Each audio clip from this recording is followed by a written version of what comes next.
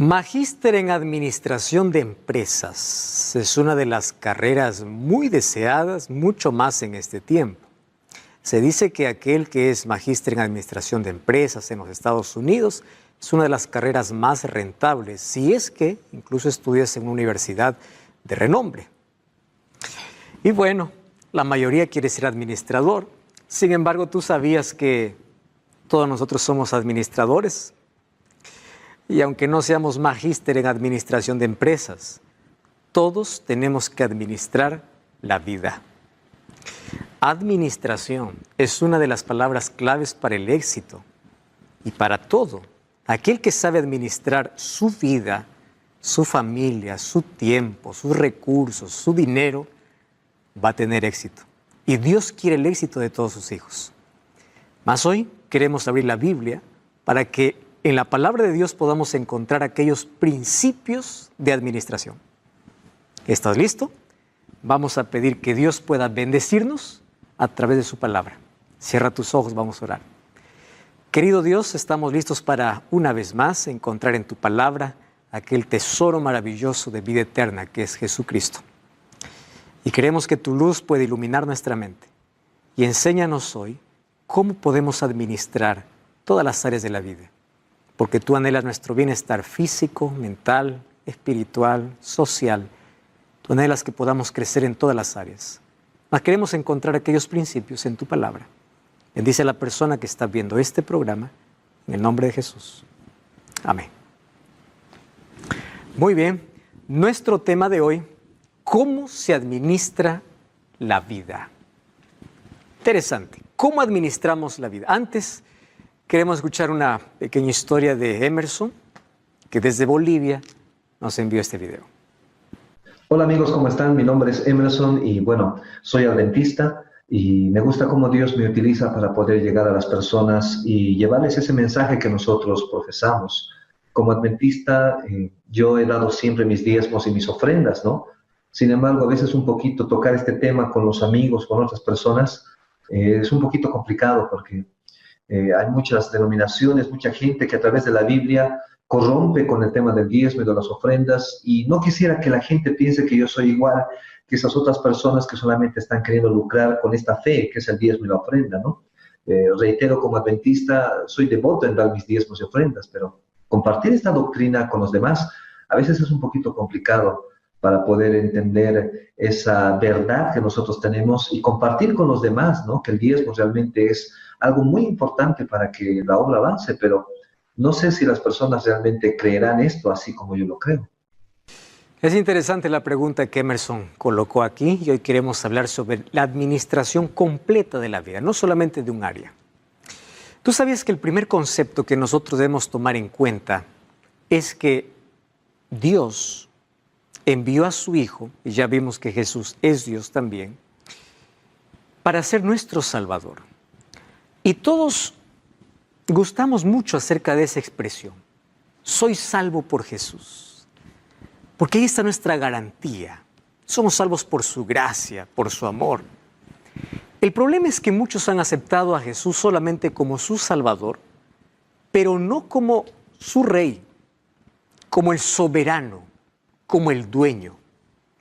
Y allí encontramos un problema muy serio. Aquel que solamente dice, yo acepto a Jesús como mi Salvador, pero no es el dueño de su vida, tiene un problema serio de entrega. Porque cuando hablamos de una entrega a Dios, no estamos hablando de una entrega por mitades, estamos hablando de una entrega completa. Y presta atención aquí. ¿Cómo es que Dios pasa a ser mi Salvador y mi Rey cuando yo lo considero en todas las áreas de la vida? Y hoy te quiero hablar por lo menos de 4 áreas. La primera área se llama tiempo. ¿Cuánto tiempo tú tienes para Dios? ¿Es Dios el Rey de tu tiempo? La segunda área es talento. ¿Para qué estás usando las capacidades que Dios te ha dado? ¿Para glorificar a Dios o glorificarte a ti mismo? La tercera área se llama tesoro. Cuando hablamos de tesoros estamos hablando de las bendiciones y bienes materiales que Dios te ha dado.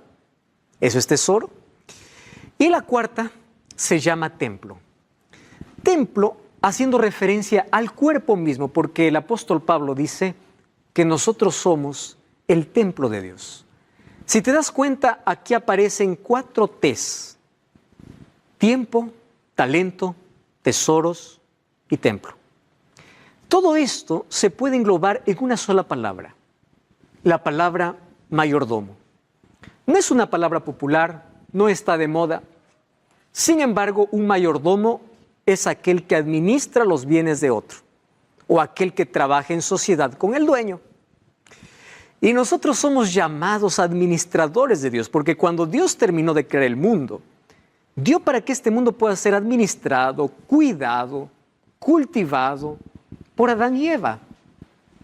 Ahora, lo interesante es que nosotros tenemos que permitir que Dios siga siendo el dueño, porque a veces nos creemos el dueño de todo esto. Es mi tiempo y hago lo que quiero, es mi cuerpo y hago lo que quiero, es mi dinero y hago lo que quiero. Ahí está el problema. Quiere decir que Dios está excluido de tu vida. Problema muy serio. Ahora, ¿cuál es la base de esta entrega? Por lo menos hay 4 principios. Primer principio, el principio de propiedad. Abre tu Biblia en Salmos capítulo 24, versículo 1. Salmos capítulo 24, versículo 1 dice así: de Jehová es la tierra y su plenitud, el mundo y los que en él habitan. ¿Tú eres el dueño de algo? No, de Jehová es la tierra, porque él es el creador. Tú mismo no te perteneces. El mundo y los que en él habitan. Cuando uno se pelea por un pedazo de terreno, cuando uno dice esto es mío y nada más que mío, la verdad no se está dando cuenta que todo es de Dios. Claro que nosotros aquí tenemos propiedades otorgados por Dios, pero el dueño absoluto es Dios. Vamos a Ageo, un libro que no se lee mucho. Está entre los profetas menores, capítulo 2, versículo 8. Dice así: mía es la plata y mío es el oro, dice Jehová de los ejércitos. Wow. El oro y la plata pertenece a Dios. ¿Te das cuenta entonces que nosotros apenas somos administradores? Y eso nos da una responsabilidad tremenda. Entonces el primer principio es el principio de propiedad. El segundo principio es el principio de responsabilidad. Cuando vamos a Apocalipsis capítulo 11, versículo 18, encontramos una declaración importante.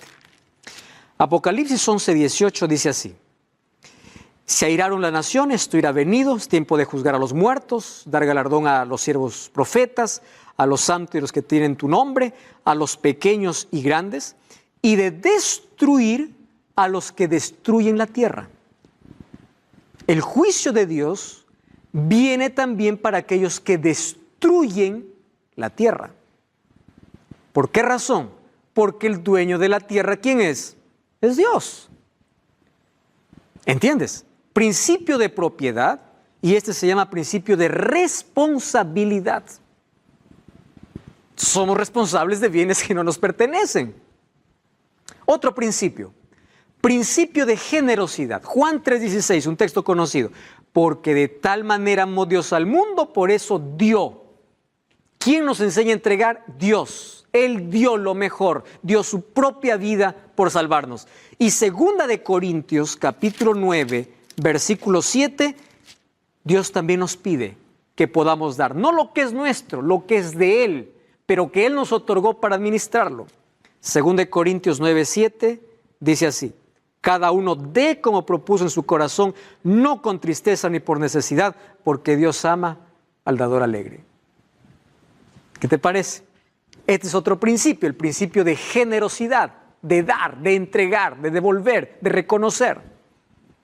Hay otro principio que es el principio de sociedad. Deuteronomio capítulo 28 dice: todas estas bendiciones vendrán sobre ti si tú cumples mi ley. Hay bendiciones, es decir, hay un pacto. Malaquías capítulo 3, versículo 8 dice: robará el hombre a Dios, pero ustedes me habéis robado. ¿Por qué? Porque ustedes se creen dueños de aquello que no son. ¿Y de qué está hablando aquí de robo Dios? que de todos tus tesoros no reconoces a Dios con la 10ª parte, porque Él es el dueño y el creador de todo, tú no eres el dueño de todo. Muy bien, vamos entonces a hablar, basado en estos principios bíblicos, qué significa administración de la vida. Nosotros tenemos que entregar todo a Dios, porque una entrega total es la mayor experiencia de fe y de adoración. Entrega todo. Esa es tu manera de expresar tu fe y tu adoración a Dios. Vamos entonces con el tiempo. ¿Cómo estás administrando tu tiempo? Y es impresionante cómo la Biblia habla acerca de cómo debemos hacer con el tiempo. El libro de Efesios capítulo 5, versículo 15 y versículo 16 dice así: mirad pues con diligencia cómo andéis, no como necios, sino como sabios. ¿Cuál es la diferencia aquí entre un necio y un sabio? Fíjate aquí, aprovechando bien el tiempo porque los días son malos. ¿Cuál es la diferencia entre un necio y un sabio? Aquel que desperdicia su tiempo es un necio. Aquel que aprovecha el tiempo es un sabio. Tú sabes que Dios nos dio a todos un día de 24 horas. Nadie tiene un día de 25 ni de 28 horas. ¿Cómo nosotros usemos el tiempo? De eso depende cada uno. Pregunta es, ¿cómo tú estás administrando? Mientras que algunos lo desperdician, otros lo desaprovechan. Es verdad, eso es una realidad. Muchos sacrifican lo importante en el altar de lo urgente. ¿Qué te quiero decir? Quitan el tiempo que es para Dios por alguna urgencia. Cuando hablo de tiempo, estoy hablando que de las 24 horas, ¿quién es el dueño de todo el tiempo? Es Dios. Ahora, Dios te entregó para administrarlo. ¿Cómo lo estás administrando? La primera cosa que tenemos que aprender es que la primera hora de nuestra vida, de nuestro día, le pertenece a Dios. Eso es devolución de algo que Él nos da. Pasar tiempo con Dios. Cierta vez un rey vio que allí cerca de su palacio había un zapatero que todo el día estaba silbando y feliz. Un día se acerca y le dice: yo tengo tanto oro, plata, tengo cama, tengo todo y no soy feliz. ¿Cómo tú siendo zapatero eres feliz? ¿Qué cosa es lo que haces? ¿Cuál es el secreto? Y él dice: pues, soberano rey, es simple. Administro mi tiempo en 3 cosas: Dios, familia y zapatos. Y soy feliz. Porque colocaba a Dios en primer lugar, luego su familia y luego su trabajo. Listo. Administración de tiempo. Entonces, aquí nosotros tenemos el deber de aprender a planificar nuestro tiempo. ¿Cómo lo planificamos? Primer consejo: usa una agenda. Hazlo. A mí me costó entender esto. Desde el momento que empecé a usarlo, cambió gran parte de mi vida. Porque allí en tu agenda tú vas a notar realmente cómo estás usando tu tiempo. Allí vas a colocar lo que es prioridad en tu vida. Aquello que tiene que ir primero. Aquello que no se negocia. Si tú haces esto, te irá bien. Y aquí coloqué algunos consejos interesantes. Primero, tiempo para Dios. Eso es innegociable. Busca primero el reino de Dios, dice Mateo 6:33. No hay negociación para eso. Número 2, tiempo para la salud. Muchos trabajan y trabajan y trabajan para ganar más. Luego pierden la salud. Todo lo que han ganado lo acaban recuperando la salud. ¿Qué tipo de ganancia es esa?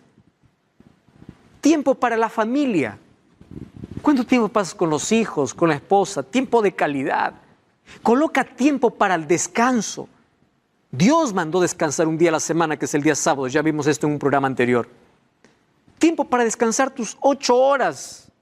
Descansa temprano. No quedes ahí malgastando el tiempo en otras actividades. Descansa. Tiempo de descanso. Tiempo para la lectura. Así como alimentas tu estómago, alimenta tu mente. Y el alimento de la mente, ¿qué cosa es? La lectura de buenos libros. Aliméntate de buenas cosas. No de novelas y películas, de lectura, de Biblia, de libros cristianos, de libros que te van a ayudar en tu crecimiento. Aprovecha el tiempo. Tiempo para aprender. Aprende algún instrumento, aprende algún idioma. ¿No sabes cómo eso te motiva para continuar la vida? Aprende. Nunca te quedes estático. Siempre aprende algo nuevo en la vida. Cuando dejes de aprender, dejas de crecer. Y cuando dejas de crecer, comienzas a morir. Mueres por dentro primero. Tiempo para recrearse. ¿Cuán importante es esto, la recreación sana? Y tiempo para desarrollar tus capacidades. Evita el desperdicio de tiempo. Mucho tiempo en redes sociales, falta de objetivos claros, desorganización, o probablemente tienes la incapacidad para decir no. Y estás tan cargado que dices sí a todo y no tienes tiempo ni para ti. Por querer contentar a los demás, estás sacrificando tu propio tiempo. Y eso es peligroso. ¿Te das cuenta? Entonces, la administración del tiempo es importante. Busca primero el reino de Dios, dijo Jesús en Mateo 6:33. Eso no se negocia. Tiempo para Dios. Por ahí comienza todo. Segundo lugar, talentos. Tú sabes que Dios nos ha dado a todos un talento. ¿Qué es talento? Una capacidad, una habilidad. Y tú puedes hacer con ello lo que quieras. Glorificar a Dios o glorificarte a ti. Por eso ahí están los artistas que tienen lindo talento para cantar. Y se hacen famosos, ¿verdad? Talento. Pintores, qué lindos cuadros. Talento. Aquel que tiene talento de enseñar. Aquel que tiene el talento, todos tenemos talentos, de tocar un instrumento, de cocinar. Talentos, Dios nos ha dado a todos talentos. Mateo capítulo 25. Jesús habló sobre los talentos y dice que un hombre, antes de partir lejos, dio a 3 de sus siervos. Lee Mateo capítulo 25, a partir del versículo 14. Dice que allí a uno le dio 5, a otro 2 y al otro 1. ¿Qué cosa hicieron? Que tenía 5, puso a trabajar y cuando vino el dueño le entregó 10. El dueño le dice felicitaciones. Aquel que tenía 2 ganó el doble, dice aquí hay 4. Y aquel que tenía 1 dice no, yo tuve miedo, yo me escondí, así es que yo no tengo nada para darte. ¿Y sabe lo que dice Jesús? A este castigó el dueño. Dios nos ha dado talentos a todos. Nuestra parte es poder desarrollarlo, cultivarlo, porque cada uno tiene una habilidad. Ahora, ¿para qué lo estás usando? ¿Para glorificar a Dios o para glorificarte a ti? La entrega de talentos es una prerrogativa de Dios porque Él decide a quién da. No todos pueden pintar, no todos pueden cantar, no todos pueden enseñar, no todos, cada uno tiene lo suyo y siéntete feliz por eso. Y desarróllate en aquello que más te gusta, es el talento que Dios te ha dado. Aquellos que usan recibirán más, porque talento usado es talento multiplicado, pero aquel que no usa su talento, lo esconde, ¿sabes qué sucede? Lo puede perder.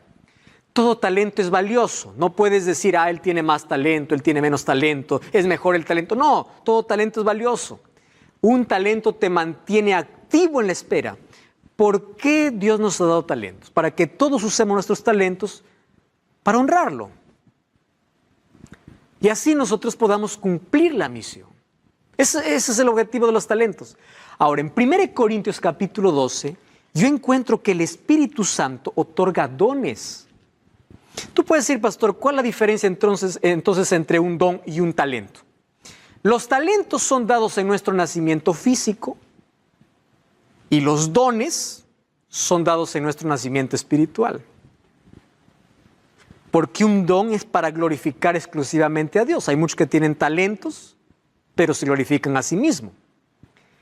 Un don es la capacitación del Espíritu Santo. Tú sabes que hay personas que después de su bautismo reciben un don. Antes no podían y ahora pueden. Es un don que se usa para la gloria de Dios. Hay algunos que ya nacen con ciertas habilidades, otros lo van aprendiendo en el camino. Pero que todo eso sea para servir a Dios. Entonces, los talentos naturales pueden convertirse también en dones espirituales cuando lo usas para Dios. Por eso la importancia incluso de nacer de nuevo. Y cuando vamos al libro de 1 Corintios capítulo 12, allí vas a encontrar un sinnúmero de talentos. Mira el versículo 4, dice, hay diversidad de dones, pero el Espíritu es el mismo. Hay diferentes ministerios, pero el Espíritu es el mismo. Hay diversidad de operaciones, pero Dios es quien hace todas las cosas. Versículo 28. A unos Dios puso en la iglesia, primero apóstoles, luego profetas, luego maestros, luego aquellos que hacen milagros, luego los que sanan, los que ayudan, los que administran, los que hablan don de lenguas. Cuando dicen don de lenguas estoy hablando de aquellos que tienen la capacidad de aprender rápido un nuevo idioma, o aquellos que hablan idiomas. ¿Son todos apóstoles? ¿Son todos profetas? No, pero cada uno tiene lo suyo. Y son dones que Dios los colocó para que la iglesia pueda crecer, para que nadie se enorgullezca, para que todos participen y para que todos tengan la capacidad de desarrollar un talento. Es por eso que todas las cosas que se hace para glorificar a Dios no lo hace una persona sola. Hay un equipo y cada uno está armando la pieza de ese rompecabezas. Puedes verme aquí parado enseñando frente a una pantalla. Tú sabes que aquí tenemos un equipo. Tenemos un equipo de producción, equipo de camarógrafos, un equipo de personas que trabajaron en el escenario. Cada uno hace todo y cuando todos nos juntamos, finalmente el evangelio es entregado. Esto es la bendición de poder colocar nuestros talentos y habilidades al servicio de Dios. Tus talentos estás usando para glorificarte o para glorificar a Dios. Lo que tenemos que hacer la diferencia es entre fruto y don. Fruto del Espíritu tiene que ver con ser, es el resultado de caminar con Dios. Y don tiene que ver con hacer, es la capacitación que me da el Espíritu Santo. Los dones no fueron dados para, cada uno sea una estrella. No. Los dones fueron dados para edificación, para cumplimiento de la misión, y eso es un don, pero hay un don supremo, dice Pablo, que es el amor. El don supremo es el amor. Tú no tienes un don para hacerte estrella, porque si crees que eres estrella, probablemente el sol de justicia no brilló en tu vida y estás en una oscuridad, porque las estrellas solamente brillan en la noche, nunca en el día, porque en el día brilla el sol. Los dones fueron dados para glorificar a Dios. Ahora, otra cosa, tesoros. ¿Qué son tesoros? Riquezas, dineros, posesiones. Es eso. El dinero es una suma de tiempo, talento y energía. Eso es dinero. Todos lo necesitamos, ¿verdad? Muy bien. En primer lugar vimos en el tiempo. ¿Quién debe estar en primer lugar? Dios. En los talentos, ¿a quién debe glorificar? A Dios. Y en los tesoros. Vamos a ver aquí. El dinero puede ser de bendición o maldición. Y hay una cosa interesante. Hoy todo el mundo trabaja para enriquecer a otro o para enriquecerse a sí mismo. El Dios más venerado en este mundo se llama dinero, porque el dinero se ha convertido en Dios. Incluso para muchas personas está por encima, es su prioridad, encima de su familia, encima de su salud, encima de sus valores, encima de sus principios, encima de todo. Se ha convertido en un Dios. Tú dices, pastor, no, para mí no es un Dios el dinero. Las cosas que haces, si no fuera por dinero, ¿lo harías? Si yo te diría lo siguiente, si mañana tú te vas a una iglesia y yo te pago, ¿cuántas personas irían? Ah, ¿por amor a Dios? No. ¿Por qué? Amor al dinero. ¿Te das cuenta que el dinero es uno de los dioses más seguidos en este mundo? Muy bien. Hay muchos que dicen, el dinero es malo, el dinero cambia o el dinero da felicidad. No es así. En primer lugar, ¿el dinero es malo? No, no es malo. La Biblia dice que es de bendición cuando es bien administrado. Abraham fue rico. Personajes en la Biblia tuvieron riqueza y hay otros personajes bíblicos que tuvieron pobreza. La riqueza no significa favor de Dios. No es que Dios favorece a unos y desprecia a otros, no. A veces la pobreza puede ser la mayor bendición porque te enseña a depender siempre de Dios. ¿Cuál es la relación con el dinero? El dinero no es malo. Malo es el amor al dinero. Cuando el dinero lo colocas por encima de Dios o cuando no administras bien el dinero. Ahora, dice que el dinero cambia. El dinero no cambia a nadie. El dinero solamente revela quién es la persona. El dinero da felicidad, no da felicidad. Porque el dinero no puede llenar el vacío del alma. Tú puedes tener el mejor colchón y no dormir, la mejor casa y no tener un hogar. Puedes tener lo mejor, pero seguir vacío. De nada sirve tener el bolsillo lleno cuando tienes el corazón vacío. El dinero te puede dar comodidad, pero no felicidad. Mira un ejemplo. Allí encontramos a muchos actores, artistas famosos que lo tienen todo y acabaron en la muerte, buscando la muerte, suicidándose incluso. El dinero no es la respuesta para todo. Ahora, la Biblia habla mucho acerca de finanzas. ¿Tú sabías eso, que la Biblia habla de dinero muchísimas veces? Jesús en sus parábolas habló mucho acerca de dinero. ¿Por qué razón? Porque muchos colocan el dinero en el lugar incorrecto, donde no debe estar. Y esto tiene que ver también con entrega. La Biblia habla, por ejemplo, de ahorro. Proverbios 13, 23, 21, 20 incluso nos ilustra. Mira, dice al hormigo perezoso. ¿Qué hace la hormiga? Trabaja, ahorra, para que cuando viene la crisis, ella ya trabajó en el verano. Es decir, cuando las cosas están bien, ella trabaja y ella ahorra. Y cuando viene el invierno, ¿qué cosa hace? Ella empieza a comer lo que ahorró. Cuando viene la crisis, ¿qué hacen las personas si todo lo acaban cuando reciben? La Biblia nos enseña a ahorrar. La Biblia nos enseña a vivir dentro de nuestra realidad. No vivas fuera de tu realidad. Proverbios 13:7 dice, hay mucha abundancia en la casa del pobre, pero se pierde. ¿Por qué se pierde? Ahora, préstame atención. Hay muchas personas que no viven su realidad. No tienen para comer, pero tienen un celular que cuesta 3 sueldos. Viven fuera de su realidad. Deudas. La Biblia dice, huye de las deudas. No te endeudes. Proverbios 20:21, Proverbios 22:7. Y la Biblia habla de presupuesto. Es decir, la Biblia habla de educación financiera. Porque en la escuela nos han enseñado a sumar, restar y multiplicar, pero nunca nos han enseñado cómo invertir. No nos han enseñado qué hacer con los recursos que Dios nos ha dado. ¿Ya te diste cuenta que en la Biblia también hay un interés especial sobre esto? Porque quiere enseñarnos cómo administrar el dinero. No cambies el canal. Vamos a una breve pausa y ya regresamos. Este es Biblia Fácil.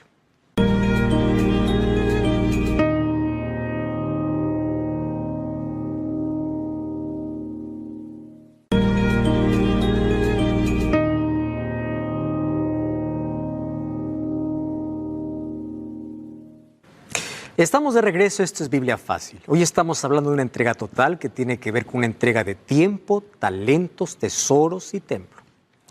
La Biblia tiene mucho que hablar acerca de cómo administrar los tesoros, porque el dueño, según Ageo 2:8, es Dios. Nosotros somos administradores. La Biblia nos enseña el principio del ahorro, es decir, nos educa, nos da educación financiera, nos dice para huir de las deudas. Nos dice que si quieres huir de las deudas y de imprevistos, tienes que hacer una planificación. Y todos esos principios están aquí en la palabra de Dios. Si ya te diste cuenta, aquí te estoy mostrando lo que dice Proverbios 13:23, Proverbios 13:7, Proverbios 20:21, Lucas 14:28. Educación financiera. ¿Y qué más dice la Biblia? Jesús dijo en Mateo 6:19 al 21. No os hagáis tesoros en la tierra donde la polilla y el orín corrompen, donde ladrones minan y hurtan, sino haceos tesoros en el cielo donde la polilla ni el orín corrompen, donde ladrones no minan ni hurtan, porque donde está vuestro tesoro, allí también está vuestro corazón. Jesús no está prohibiendo que tú tengas tesoros. Jesús lo que está diciendo es que tus mayores tesoros no sean terrenales, porque aquí de un momento a otro puedes perder todo. Edificaste un edificio, un terremoto viene y acabó con todo. Acabó. Ganaste dinero, viene alguien te asalta, se acabó todo. Entonces, que tu mayor tesoro esté en el cielo. Es decir, el dinero que tengas, inviértelo bien. Eso es lo que Jesús está diciendo, no está prohibiendo. ¿Por qué? Porque donde está vuestro tesoro, ahí también estará vuestro corazón.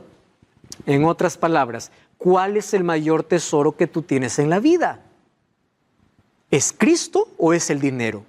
Es colocarlo simplemente el dinero en lugar correcto, nunca por encima de Dios. ¿Y qué cosa más podemos aprender con eso? 1 Timoteo 6, 9 y 10 dice así: porque los que quieren enriquecerse caen en tentación y lazo, y en muchas codicias necias y dañosas que hunden a los hombres en destrucción y perdición, porque la raíz de todos los males, no dices el dinero, es el amor al dinero, el cual codiciando algunos se extraviaron de la fe y fueron traspasados de muchos dolores. ¿Es pecado el dinero? No. El amor al dinero sí. La obsesión por el dinero sí. Marcos 8:36 dice, porque ¿de qué sirve que ganes todo el mundo si finalmente pierdes tu vida? ¿Para qué es toda la herencia que estás acumulando si ni siquiera lo disfrutas? Adminístralo bien. Entonces el dinero es para invertir, para ahorrar, para dar, para bendecir a otros. Eso es lo que da felicidad.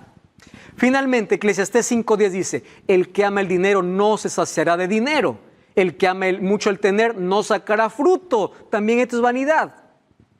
Ahí viene esa obsesión loca de tener más y acumular solo para ti. Y te vuelves egoísta y menosprecias a los demás. Y no ayudas a los pobres. Y no haces obras de bien. ¿Para qué finalmente? Te mueres, dejas todo para otro. Administración sabia del dinero. La Biblia cuenta dos historias. En Marcos 10:17 habla de un joven rico que era correcto, el hombre, en toda área de la vida. Guardaba los mandamientos de Dios, hacía lo correcto, pero él hizo del dinero su Dios. Y Jesús le dice, ¿guardaste los mandamientos? Le dice, todos. Una cosa te falta. Vende todo lo que tienes y da a los pobres. Jesús no le está diciendo, quédate pobre. Lo que le está diciendo Jesús es, no coloques el dinero en el lugar de Dios. Renuncia a ese amor por el dinero. Y dice que él se fue triste. Encuentra otro rico en la Biblia llamado Zaqueo. Lucas capítulo 19, del 1 al 10, puede leer su historia. Un día cuando se encontró con Jesús, hasta antes de su encuentro el dinero era lo más importante. Después de su encuentro con Jesús, el tesoro más importante era Cristo. Tanto así que sacó su dinero y repartió a todos a quienes, gracias a ellos, se había enriquecido ilícitamente. Devolvió lo que había robado, incluso compartió con los pobres, porque su mayor tesoro ya no era el dinero, era Cristo, y ahora estaba dispuesto a reconocer su error y a bendecir. Eso es uso sabio. ¿Cuál de los dos representas? ¿A Zaqueo o al joven rico? Los dos eran ricos. Deuteronomio 8, 17 y 18 dice la Biblia, no digas en tu corazón, mi poder y la fuerza de mi mano me han traído esta riqueza. Acuérdate de Jehová tu Dios, porque Él te da el poder para hacer las riquezas, a fin de confirmar el pacto que juró a tus padres. No digas esto es fruto solo de mi sudor, de mi trabajo. ¿Quién te dio el tiempo? ¿Quién te dio la vida? ¿Quién te dio la salud? Es Dios.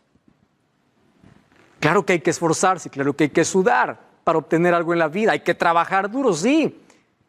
Pero acuérdate de agradecer a Dios. Que tu corazón no se incline tras el dinero como tu Dios. ¿Y de qué manera Dios nos ayuda? ¿Cómo es que Dios nos libra del egoísmo y nos ayuda a recordar que no todo es nuestro?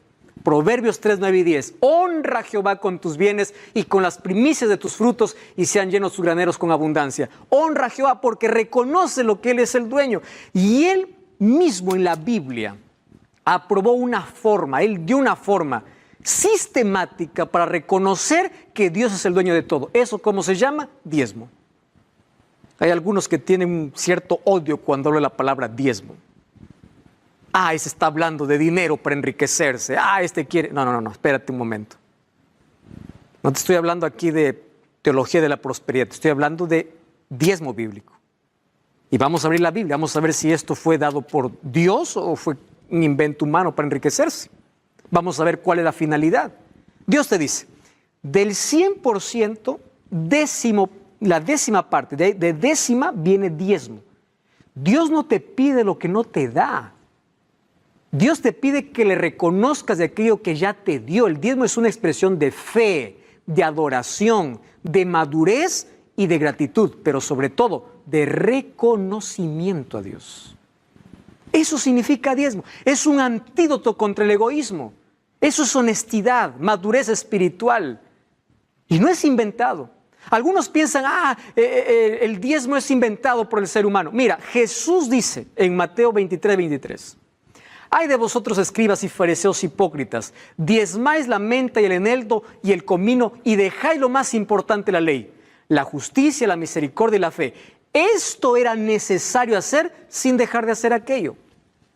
Algunos dicen, no, el diezmo solamente está en el Antiguo Testamento, así es que el Nuevo Testamento fue abolido. Jesús dice, es necesario hacer esto sin olvidar lo otro. Jesús está probando en el Nuevo Testamento.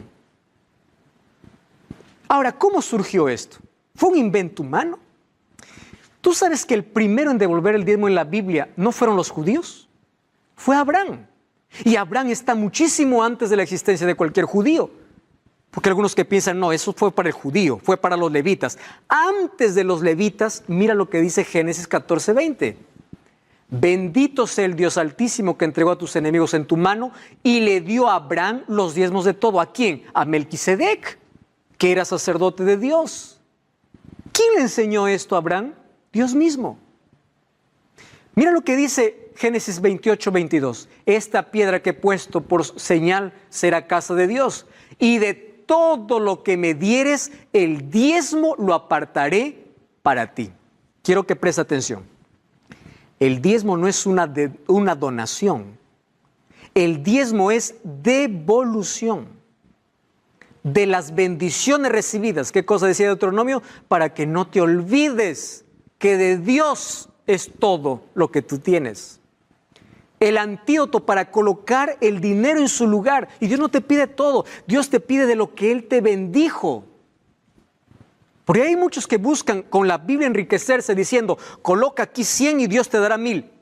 Escúchame una cosa, eso está equivocado. El diezmo no es para reclamar que Dios te bendiga más. El diezmo es gratitud por lo que ya te bendijo. Por eso es 10% de tus ganancias. Y ya te diste cuenta que es antes de los levitas y de los judíos. Claro, cuando ya apareció la tribu de Leví, ellos estaban exclusivamente trabajando en el santuario, no tenían herencia y los diezmos eran para la tribu de Leví. Y ahora la pregunta es, cuando el pueblo de Israel desapareció, los levitas desaparecieron, ¿el diezmo ya no es necesario? ¿Las ofrendas no son necesarias? Vamos a ver qué dice el apóstol Pablo. 1 Corintios 9, 13 y 14 dice, ¿no sabéis que los que trabajan en las cosas sagradas comen del templo y que los que sirven en el altar del altar participan? Así ordenó el Señor, dice Pablo, los que anuncian el Evangelio, que vivan del Evangelio. Préstame atención. El diezmo es una devolución. No al pastor, no a la iglesia, no a Dios. Tú puedes decir, pastor, ahí estás equivocado. Si Dios no necesita dinero. Claro que no necesita porque Él es el dueño de todo. Pero Él creó un sistema para sostener ¿a quién? A sus ministros que predican el Evangelio. Es decir, aquellos que exclusivamente no viven de otra cosa, solamente predicando el Evangelio. Entonces el diezmo es bíblico, es un plan divino. No lo hizo para enriquecer, lo hizo para sustentar de una manera como los otros se sustentan. Y de esa manera el Evangelio pueda continuar siendo predicado. Claro que la misión de predicar el Evangelio es para todos. ¿Y cómo nosotros allí construimos más obra, abrimos más lugares? Por ejemplo, ¿cómo podemos sostener a un pastor que está en un lugar donde no hay ningún cristiano? Porque hay alguien que dio su diezmo y por ese diezmo ese pastor vive predicando el Evangelio. Pastor, pero en mi iglesia eso no se hace. Ahora te voy a explicar la diferencia de por qué muchos aprovechan esto para enriquecerse y negocian la fe. Y eso es triste. Por eso es que hay muchos que tienen un rechazo contra el diezmo. Malaquías 3:8 dice, ¿robará el hombre a Dios? Vosotros me habéis robado. ¿En qué? En vuestros diezmos y ofrendas. El diezmo es la 10% y la ofrenda es una expresión de gratitud.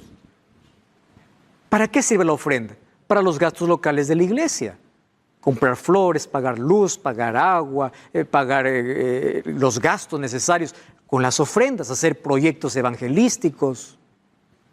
¿Y los diezmos? Ahora te voy a mostrar aquí. Predicación del Evangelio. No tiene otro objetivo. Tú sabes que gran parte de lo que tú estás aquí recibiendo es por parte de muchos que están diezmando. Por ejemplo, ¿cuánto te estamos cobrando por un curso bíblico? Nada. Tenemos apoyo de los Ángeles de Esperanza y también parte de diezmo.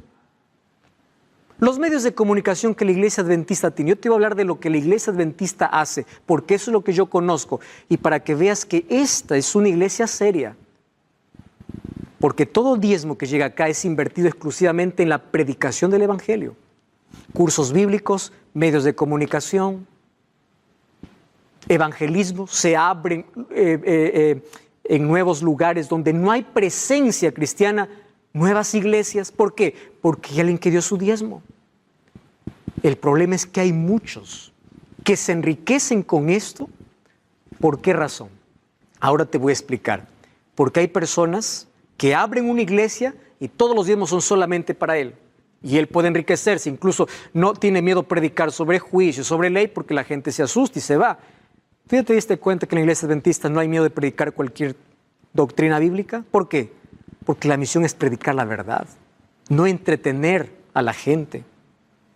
¿Y cómo se usa el diezmo que llega aquí? Con total transparencia. ¿Tú sabías que en la iglesia adventista hay auditoría? Y hay una transparencia, porque incluso aquel que da es donante, aquel que da el diezmo recibe, tiene un recibo y él sabe en qué se está usando. Incluso allí se muestra la manera como se está usando aquel diezmo. Entonces, un pastor que está en una iglesia chiquita vive de una manera igual que aquel que tiene una iglesia grande. ¿Por qué? Porque los diezmos son repartidos de manera igual para todo aquel que exclusivamente predique el evangelio. Esto no es enriquecimiento, esto es bíblico. ¿Qué cosa no es bíblico? Mira, Oral Roberts, en el año 1918 nació él, hasta el año 2009 que falleció. Él es el padre del evangelio de la prosperidad. Y él introdujo un asunto horrible por la cual muchas personas, incluso hoy, blasfeman contra el diezmo y dicen eso es enriquecimiento. Estás confundiendo mucho diezmo, que es bíblico, con la teología de la prosperidad. ¿Qué cosa decía Oral Roberts? Necesitas dos cosas: fe y dinero para materializar tu fe. Dinero para donar y fe para recibir. Esto no es bíblico. Yo te voy a hacer ahorita la diferencia, te voy a mostrar la diferencia entre el diezmo y la teología de la prosperidad. Aquí hay un ciclo de ambición y de culpa. Dios no es el centro del culto en muchas iglesias, porque en muchas iglesias lo único que hablan es dinero. Venden agua bendita, escobas benditas, negocian iglesias, negocian la fe, piden dinero por una oración. Eso es bíblico. No, no es. Bíblico es el diezmo y la ofrenda. Aquellas otras cosas no son. Ahora, ¿qué cosa es lo que sucede? Él decía, necesitas dos cosas: materializar tu fe. ¿Con qué? Con dinero. El diezmo tú das como gratitud y reconocimiento a Dios. Tú devuelves a Dios, porque Dios ya te bendijo. Y la teología de la prosperidad, ¿qué cosa te enseña? No, tú tienes que dar todo para recibir más. Vende tu casa, tú colocas el dinero de tu casa, Dios te va a dar dos casas. Eso no es bíblico. Eso es como querer obligar a Dios, negociar con Dios, hacer de Dios un banco. Mira, yo te doy 100, tú tienes que darme 1000. Eso no es bíblico. Y hay muchas iglesias llenas que solamente se dan por enriquecerse, creyendo en esta teología, no por amor a Dios. Por eso el culto solamente es de teología de prosperidad. ¿Te das cuenta de la diferencia? El diezmo es de lo que recibiste. Teología de la prosperidad es que tú pones algo para recibir más. Y ahí viene uno diciendo, ¿quién da más? ¿Quién da más? Das 1000, recibes 2000. No, eso no es bíblico. Eso es enriquecimiento ilícito. Y si tú estás escuchando y estás practicando eso, por favor abandona. Vas a dar cuenta finalmente a Dios. Escuché la historia de un pastor que dijo a una anciana que había recibido su jubilación: Dios me ha mostrado que me des toda tu jubilación y en 10 días recibirás el doble. Esa pobre mujer entregó todo. En 10 días le dijo: pastor, no recibo nada, estoy muriendo de hambre. ¿Y sabes qué le dijo ese pastor? Te falta fe. Querido, no hagas eso. La teología de la prosperidad no es bíblica. La Biblia presenta la teología de la felicidad. Claro que Dios quiere prosperarte en todo, pero no es que tú tienes que poner algo para que Dios te dé más. No es condicionar a Dios. Dios te da sus bendiciones en la medida que Él quiere. Esa es la diferencia del diezmo y la ofrenda con la falsa teología de la prosperidad. Hoy piensan que por la Biblia pueden enriquecerse, comercializan el evangelio. El apóstol Pablo en 2 Corintios 2:17, 4, 1 y 2, 11, 13 y 15 condenó esa falsa teología, porque lo que motiva a la gente ya no es Dios, es el dinero. Voy a poner para recibir más, voy a poner para recibir más. Ahora, si eso fuera verdad, entonces ya no hubiese pobreza en el mundo. Todo el mundo pondría y todo el mundo fuera rico. ¿Te das cuenta que esto no es bíblico? Fidelidad da felicidad. Y también da prosperidad. Solo que la mayor riqueza que Dios te da es fe, es amor, es fuerza, es fortaleza, es vida, es tiempo, es salud. No digas que aquel que es pobre está maldecido por Dios. No. David un día dijo: Señor, no me des ni pobreza ni riqueza, manténme del pan necesario. Joven fui y envejecido, dice. No he visto justo desamparado ni su descendencia que mendigue pan. Si eres fiel, Dios te va a bendecir, porque te conviertes en socio de Dios. Que el dinero no sea tu mayor Dios. Y si no quieres que el dinero sea tu Dios, reconócelo a Dios con aquello que Él dejó establecido. Mateo 25:23 dice: en lo poco fuiste fiel, en lo mucho te pondré. Finalmente, tenemos la cuarta T, el templo. Tú eres el templo de Dios. 1 Corintios 6:19 dice: ¿ignoráis que vuestro cuerpo es el templo del Espíritu Santo? ¿Por qué habéis sido comprados por precio? Glorificad a Dios con vuestro cuerpo.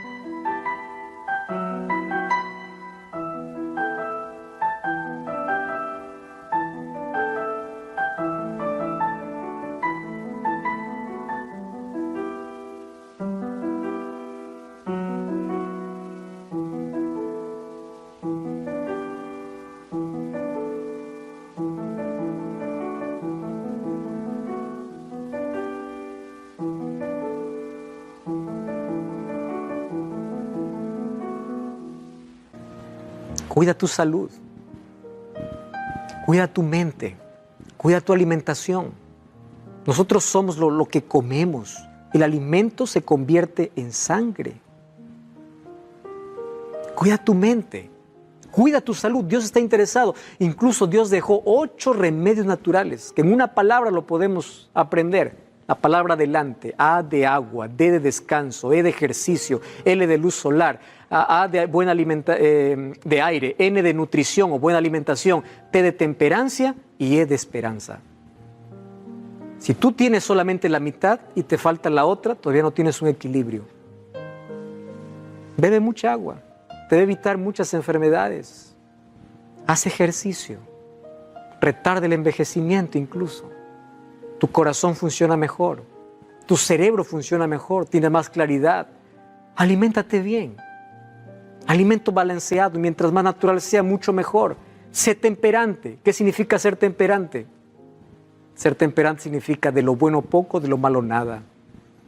Salmos 90:12 dice: enséñanos de tal modo a contar nuestros días que traigamos al corazón sabiduría. Me encanta mucho ese texto. Un buen administrador cuenta los días y agradece a Dios por cada día, porque cada día administra bien su tiempo, sus talentos, su salud, sus tesoros, todo. Dame sabiduría, dice David. Enséñame a contar los días para que traiga al corazón sabiduría. La palabra de Dios tiene todo para que nosotros podamos ser felices. Y el mayor deseo de Dios es que tú tengas salud completa, salud física, salud mental y salud espiritual. El libro 3 de Juan dice: amado, yo deseo que seas prosperado en todo, que prosperes en todo. Dios quiere prosperarte, Dios quiere bendecirte, pero por favor reconócelo y no condiciones a Dios con la teología de la prosperidad. Apártate de ello, sigue lo que es bíblico. Invitar a mi esposa, Keila Guerrero, que venga para cantar. Va a cantar una linda música que tiene que ver con entrega. Entrega todo, porque Dios es el dueño de todo. Piensa en eso. Dile: Señor, quiero ser un sabio administrador de los bienes que has colocado en mi mano. Mientras ella canta, estaré orando por ti.